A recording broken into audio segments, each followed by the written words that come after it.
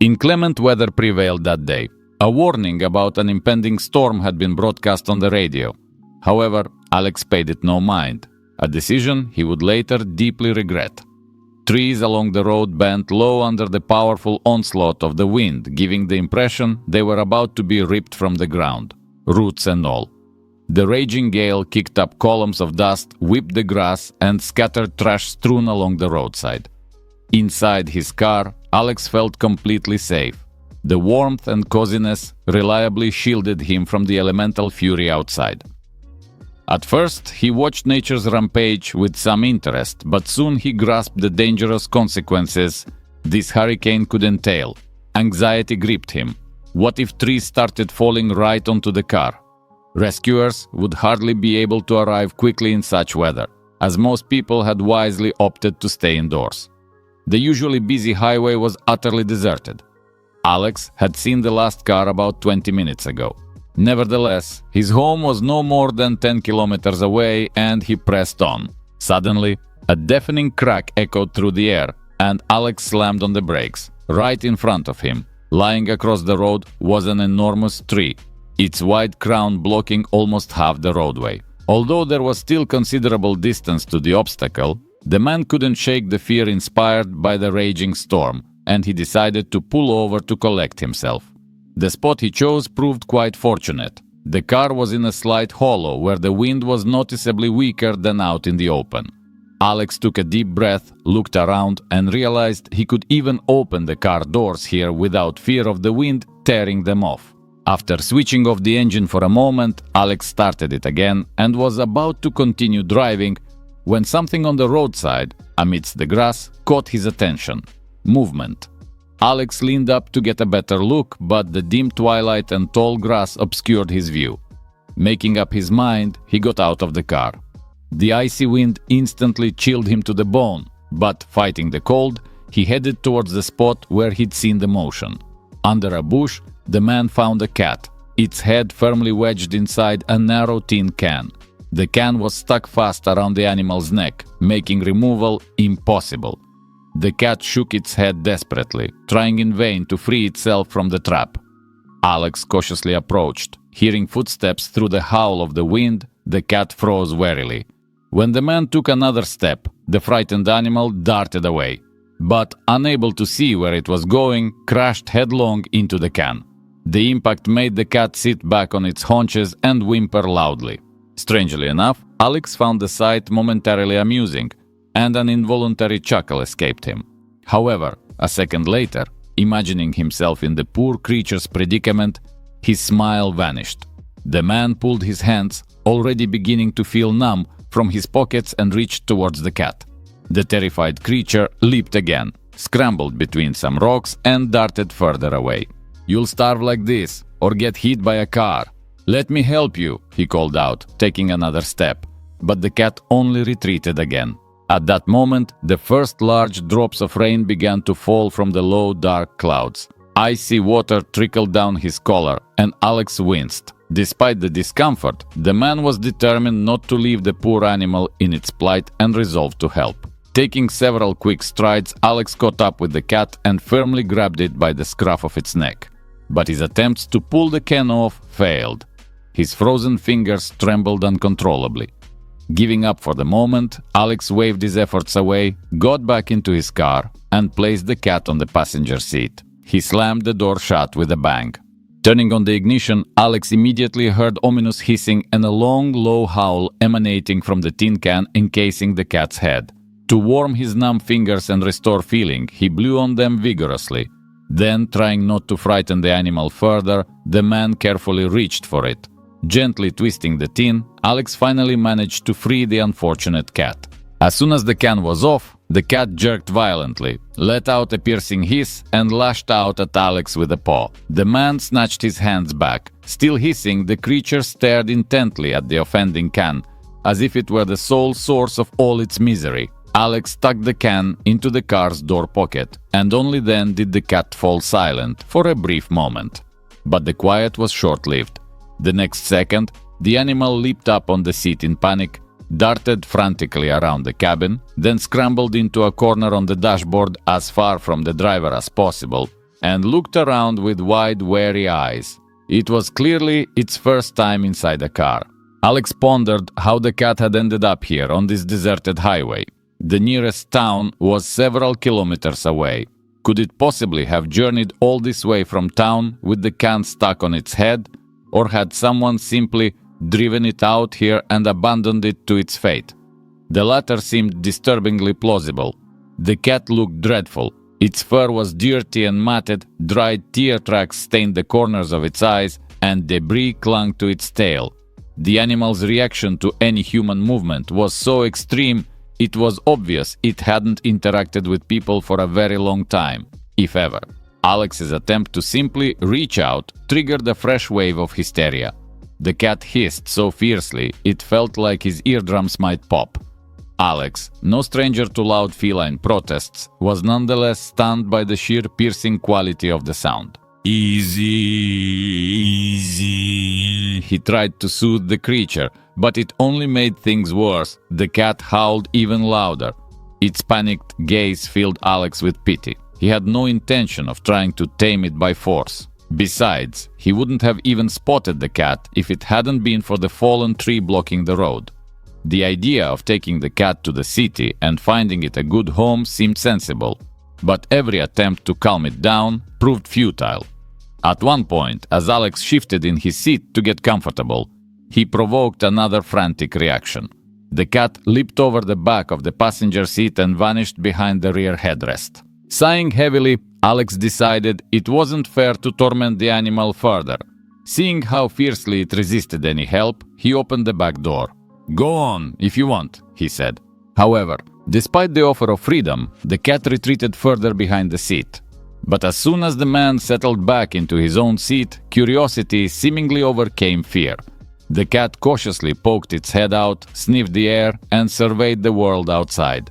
The frosty air and the trees bending violently in the wind didn't seem to scare it, yet it clearly had no desire to go back out there. "No, this isn't working," Alex frowned. "You either get out, or you're coming with me. I'm not sitting here waiting for this storm to blow over." The cat offered no reaction, merely shooting the man a disgruntled look. After slowly counting to 10, Alex concluded the cat wasn't leaving, so he slammed the door shut. The animal flinched and hissed, but this time, thankfully, it didn't howl. Satisfied the cat had settled slightly, Alex started the engine. The car pulled away, carefully maneuvering around the fallen tree, and soon re-entered the main highway where the wind still raged. Alex felt a prickle of unease. There were still several kilometers to the city, and he hoped to find shelter from the storm among the tall buildings. During the drive, the cat remained surprisingly quiet. Alex glanced back several times to check on it. The animal, claws dug firmly into the upholstery to brace against the bumpy ride, watched the passing scenery with wide, unblinking eyes. The sight brought a faint smile to Alex's lips. It occurred to him that perhaps their encounter wasn't entirely accidental. Having concluded he didn't know what else to do, Alex wrestled with the decision for a while. The prospect of trudging around his acquaintances in this foul, gloomy weather, trying to foist the animal onto someone, held little appeal. He decided to keep it at his apartment, at least temporarily. But this presented another challenge: how to physically handle this feral creature and get it from the car to his building. Every time Alex even attempted to touch the cat, it went into attack mode. Then he remembered. His sister had bought a pet carrier for her own cat some time ago. He called her immediately. "You're home already? Is everything okay?" his sister asked, surprised. Alex quickly explained that his business trip, supposed to last another 2 days, had finished early. He'd completed his tasks ahead of schedule and, not wanting to linger in an unfamiliar city, had decided to head back. Soon after, having procured the carrier from his sister, he carefully prepared it. Sprinkling some dry food inside, Alex placed the carrier on the passenger seat and waited. The cat, eyeing Alex warily, twitched its nose, catching the alluring scent of food. Alex prudently ducked down behind the front seat, trying not to spook it. The cat visibly relaxed and cautiously extended its nose towards the carrier, then took a tentative first step inside.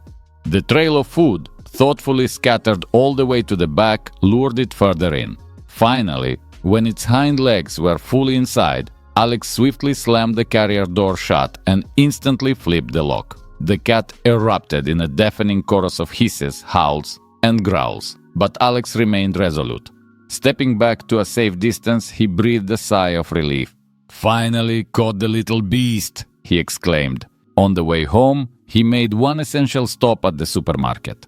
His fridge was bare, and he needed supplies, including food for his unexpected new housemate. Having completed his shopping, he arrived home late in the evening, parked the car in the garage, quickly climbed the stairs to his floor, and let out another sigh of relief as he reached his apartment door. He was fortunate not to encounter his inquisitive neighbor, a sweet but excessively chatty old lady. Better she doesn't know anything yet, Alex thought. Carefully placing the carrier on the hallway floor, he noted that while the cat was still hissing, it now fell silent periodically, listening intently to the unfamiliar sounds of the apartment. Torn between fear and curiosity, the animal was undeniably showing interest in its new environment. Alex grabbed a quick bite to eat, glanced towards the carrier, but hesitated to let the cat out just yet. First, he went into the kitchen and cleared away anything breakable or heavy. He prepared a bowl of water and put down a small amount of food. Then he moved the carrier to a quiet corner of the kitchen, placed the bowls nearby, and backed away, murmuring, "Go on, eat. I won't bother you." He carefully pulled the kitchen door almost shut behind him, leaving the cat in peace. Alex figured the best approach was to let the animal acclimate and calm down in the new space, before even thinking about attempting a bath. A short while later, he peeked into the kitchen. The food was gone, and a low growl emanated from the carrier. A small smile touched Alex's lips as he closed the door properly and headed for bed. Exhaustion from the business trip and the day's dramatic events was finally catching up to him. Right now, he thought, all I need is sleep. However, while Alex drifted into slumber, the cat was wide awake. The kitchen door hadn't latched properly and was slightly ajar. Seizing the opportunity, the animal slipped out. Exploring the alien territory, the cat moved stealthily through the apartment, sniffing at everything. Tonight, it was still a wild thing, but perhaps marginally less terrified. It paused at the threshold of the bedroom, hesitant to enter. Alex was breathing evenly and deeply, fast asleep in his bed. Seeing this, the cat deftly slipped under a chair positioned near the bed and froze there, seemingly holding its breath. The apartment's owner slept on, oblivious, but the cat's sharp ears picked up the faint creak of the front door opening, followed by cautious footsteps and hushed whispers. "Are you sure no one's here? Look, there are boots by the door, and a jacket's hanging up. You positive the owner won't be back for a couple of days? Let's just grab the valuables quick and get out. Don't turn on the lights, the neighbors might see." In the dead of night, two shadowy figures crept cautiously down the long hallway. One paused at the entrance to the living room, eyes adjusting to the dim light filtering in from the street lamp outside. The other, however, made a beeline straight for Alex's bedroom. Approaching the bed, the burglar spotted the sleeping figure and froze for a second, momentarily stunned. Taking another step towards the chair where the cat was hidden, the intruder paused again, contemplating his next move. But the cat, already on high alert in the unfamiliar surroundings, gave him no time for reflection. Terrified by the strange smells, the unknown environment, and now the looming presence of a stranger, the cat reacted instinctively. It arched its back, unsheathed its formidable claws, and sensing imminent danger, let out a blood-curdling hiss that escalated into an ear-splitting howl. The sound was so sudden and jarring in the nocturnal silence that even the cat seemed startled by its own volume. But it didn't stop. If anything, it howled louder.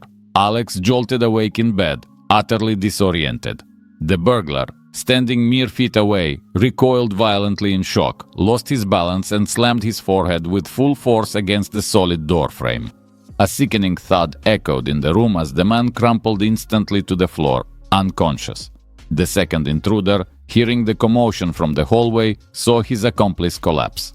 Panicked, he bolted towards the entrance, scrambled out the still ajar front door, and fled down the stairs as fast as his legs could carry him. The cat, meanwhile, continued its frantic yowling, thoroughly traumatized by the appearance of the strangers. Alex, finally grasping the source of the terrifying noise, fumbled for the light switch. Flipping it on, he froze in stunned disbelief. A stranger lay motionless on his bedroom floor, a pool of blood rapidly spreading beneath his head. Alex was momentarily paralyzed, but the sound of the front door slamming downstairs snapped him back to reality. He grabbed the heavy lamp from his bedside table and cautiously ventured into the hallway. It was empty. Down below, the main building door slammed shut. Rushing to the window, Alex caught a glimpse of the second burglar jumping into a car and speeding off into the night.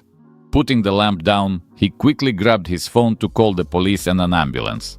Then, he carefully approached the unconscious man on the floor and checked for a pulse. Feeling a faint beat, relief washed over him. He gently turned the stranger over, revealing a face masked in blood. Unsure of what else to do and wanting to ensure his own safety should the man regain consciousness, Alex found some packing tape and bound the intruder's hands. The cat, sensing its owner was now present and the immediate threat had passed or retreated, finally quieted down and disappeared from view, likely finding a new hiding spot. Alex wasn't worried about the cat now. His mind raced, trying to process who these men were and why they had targeted his apartment. The wail of approaching sirens cut through his thoughts. He hurried downstairs to meet the police officers and paramedics, attempting to coherently explain the bizarre sequence of events. So, explain to me how exactly there's a man in your apartment with a head injury and his hands bound? One of the police officers asked, his tone impassive. Alex tried to recount the story of the cat and how its terrified reaction had inadvertently incapacitated the burglar. But his explanation was met with open skepticism. "Are you seriously telling us," the officer queried, arching an eyebrow, "that a cat did this to him?" While the paramedics attended to the injured intruder, the police began their methodical examination of the apartment. Alex grew increasingly frustrated by their disbelief, struggling to maintain his composure as he realized just how outlandish his story sounded. As some officers documented the bloodstain on the doorframe and spoke with a neighbor awakened by the noise, another officer ventured into Alex's bedroom. He took a step towards the bed, near the corner where the commotion had occurred. The cat, huddled deep in the shadows, spotted the unfamiliar pair of shoes approaching its hiding place. It let out a hiss so loud it sounded like a faulty alarm, quickly escalating into a wild, piercing shriek that could rival a banshee's cry. The sudden, intense noise startled everyone in the apartment. Alex jumped, and the officer questioning him instinctively reached for his holstered weapon. The sheer volume of the cat's howl even jolted the unconscious burglar back to awareness. The man's eyes snapped open, and seeing the police surrounding him, he began to struggle frantically. The cat continued its ear-splitting protest almost without pause. Alex couldn't help but offer a wry smile. Raising his eyebrows, he addressed the skeptical officer, his voice tinged with amusement. "Well, still don't believe me?" Quickly pinpointing the source of the renewed uproar, officers shone their flashlights under the bed. The beams illuminated the culprit, a thoroughly enraged cat. Believing itself under attack yet again, it launched itself at the perceived aggressors. One officer, displaying impressive reflexes, managed to leap back just in time to avoid a face full of claws. A direct hit could have caused serious injury. The ensuing operation to coax the furious feline back into its carrier turned into a veritable circus, requiring the combined, cautious efforts of nearly everyone present. Alex, utterly drained by the spectacle, asked one more time, a hopeful note in his voice. "You're sure it doesn't have rabies?" The officers reassured him, promising to have the animal checked by a vet as soon as possible. After the cat's dramatic, unscheduled performance, however, no one doubted Alex's account any longer. It was glaringly obvious how the burglar had sustained his head injury. The incident cast the entire situation in a new light, and questions about why the intruder's hands were bound became moot. The investigation continued through most of the night. Faced with the inevitable, the apprehended burglar quickly confessed, giving up the name of his accomplice who had escaped and providing a full account of their plan. Another police unit was dispatched immediately to apprehend the second suspect. To Alex's profound astonishment, it soon emerged that the mastermind behind the burglary attempt was none other than his sweet, chatty neighbor, the very person whose intrusions he had sought to avoid. The elderly woman he had mistakenly trusted turned out to be shrewd and manipulative, using her friendly demeanor and persistence to gather information from residents. Alex, in his attempt to politely deter her frequent visits, had mentioned his upcoming business trip, unwittingly providing her with the perfect opportunity. She had immediately relayed this information to her accomplices.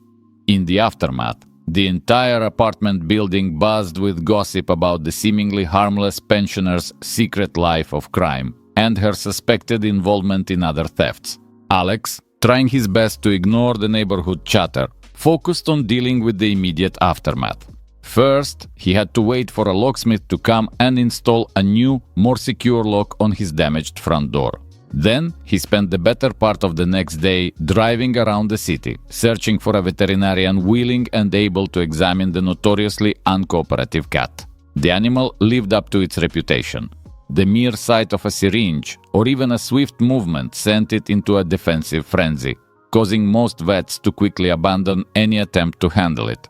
Finally, one experienced vet, donning a heavy-duty protective glove reinforced with thick plastic, managed to skillfully draw a blood sample for analysis. To Alex's immense relief, the tests came back negative for rabies. Returning home that evening, Alex placed the carrier on the kitchen floor, opened the little door, and gently pushed a bowl of food towards it. Looking at the wary creature huddled inside, a warm smile spread across his face. "You know," he said softly, "I've changed my mind. I'm not going to try and find you another home. You're staying here with me. I think I'll call you Tigrionok, Little Tiger. We'll figure things out, you and me. We'll become friends, and you'll learn to be a proper house cat." The cat peered out at him, its gaze still laced with suspicion, but, astonishingly, it didn't hiss. It was the perfect beginning to an unlikely but ultimately strong friendship.